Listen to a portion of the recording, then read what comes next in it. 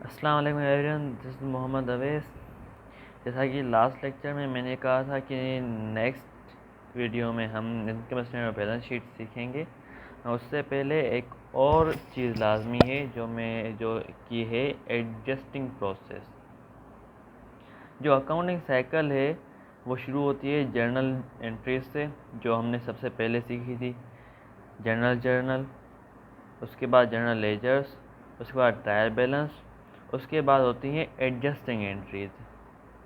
हम trial balance के बाद भी इनकम स्टेटमेंट बैलेंस शीट बना सकते हैं, मगर जो मुकम्मल प्रोसेस है वो है ट्रायल बैलेंस के बाद एडजस्टिंग एंट्रीज, उसके बाद एडजस्ट ट्रायल बैलेंस, उसके बाद closing entries, post closing entries, उसके बाद आती है इनकम स्टेटमेंट, उसके बाद आती है statement of cash flow statement, उसके बाद आती है स्टेटमेंट ऑफ रिटेन्ड अर्निंग्स, और आखिर में बनती है बैलेंस शीट, और उसके बाद बनती है आखिर में opening entries.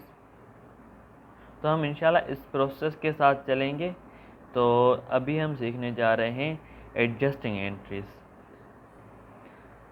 Adjusting closing and opening entries. इसमें हम फिलहाल एडजस्टिंग एंट्री सीखेंगे। एडजस्टिंग एंट्रीज के एडजस्टिंग प्रोसेस होता क्या है? एडजस्टमेंट प्रोसेस वो होता है इसके कि हमने सपोज अगर एडजस्टिंग एंट्रीज में एक्रूड एक्सपेंसेस हैं, एक्रूड बोलते हैं अनपेड को। अगर हमने एक्सपेंसेस हमें मिले हैं मगर हमने उनकी पेमेंट नहीं की उस ईयर के दौरान, तो वो एडजस्टिंग एंट्रीज के मद में रिकॉर्ड होती है।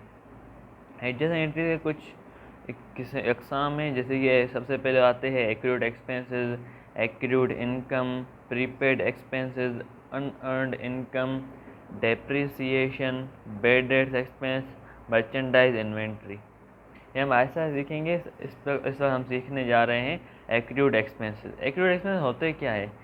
Expenses incurred but not paid in the current year.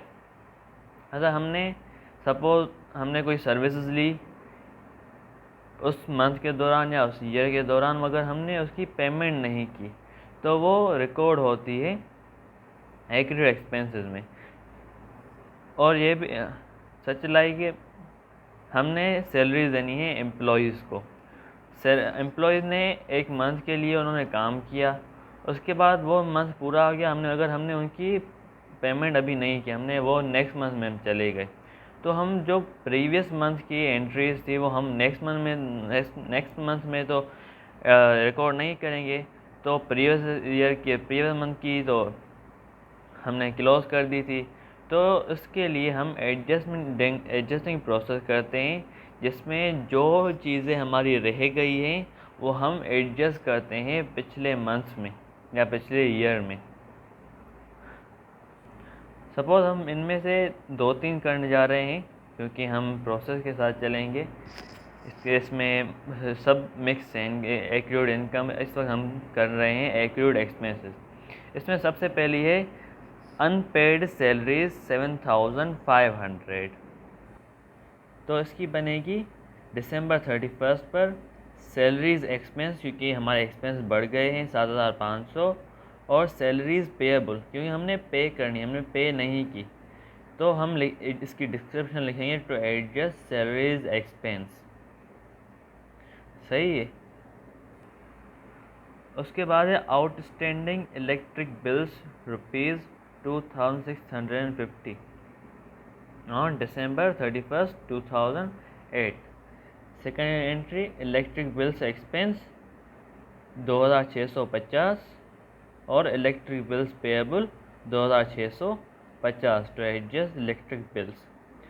जो एक्रूड है ना, इसकी 2-3 हम यूज़ करते हैं, आउटस्टैंडिंग, एक्रूड, अनपेड, पेएबल, ये सारे एक ही टर्म्स है, तो ये मुख्तलिफ यूज़ हो सकते हैं, इसमें कोई भी फ़र्क नहीं है। उसके बाद है ऑन फिफ्थ एंट्री है accrued interest on notes payable ₹150, interest expense 150, unpaid expense या expense interest payable 150 to adjust unpaid interest on notes. उसके बाद आया एक्यूरेट रेवेन्यू, मतलब हमने सर्विसेज दी या हमने कुछ दिया मगर हमने पेमेंट उसकी नहीं ली, तो ये हो गया रिसीवेबल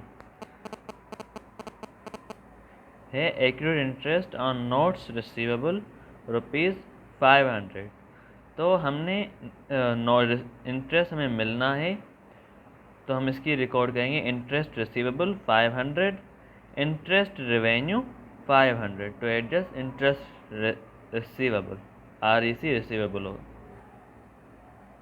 अब सपोज यहाँ लिखा हुआ है अनपेड वेजेस ₹2650, तो ये हमारा एक्सपेंस है, वेजेस एक्सपेंस और wages payable 2650 debit 2650 credit to adjust unpaid wages. उसके बाद है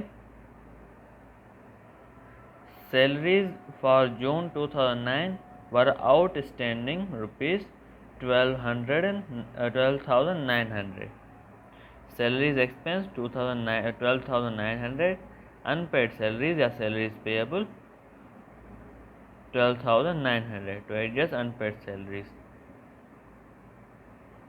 उसके बाद है accrued interest on notes receivable ₹260, interest receivable 260, interest revenue 260, क्योंकि हमारा ये रेवेन्यू है और हमें ये अभी तक नहीं मिला, इसे हमने ये रिसीवेबल लिखा। एडजस्टिंग एंट्रीज में जो कैश है, कैश का अकाउंट है, मतलब एसेट्स के जो अकाउंट्स हैं डेबिट में जो आते हैं वो नहीं आते, वो क्रेडिट में जाएंगे, डेबिट में नहीं जाएंगे। सपोज कैश तो आता ही नहीं है, बैंक पे नहीं आता, अकाउंट रिसीवेबल नहीं आता, ठीक है। तो ऐसे कुछ अकाउंट्स हैं जो एडजस्टिंग एंट्रीज में नहीं आते। तो हम 7th है commission earned but not yet received 21,760, commission receivable 21,760, commission revenue 21,760 to adjust commission revenue है। इनमें से आप कुछ देखिएगा, जो इस तरह की आपको ट्रांजेक्शन लगे वो आप करिएगा। इंशाल्लाह नेक्स्ट लेक्चर में हम मिलेंगे, उसमें हम सीखेंगे परसेंटेज कैसे निकालते हैं, हम परसेंटेज सीखेंगे, उसके बाद हम आगे बढ़ेंगे।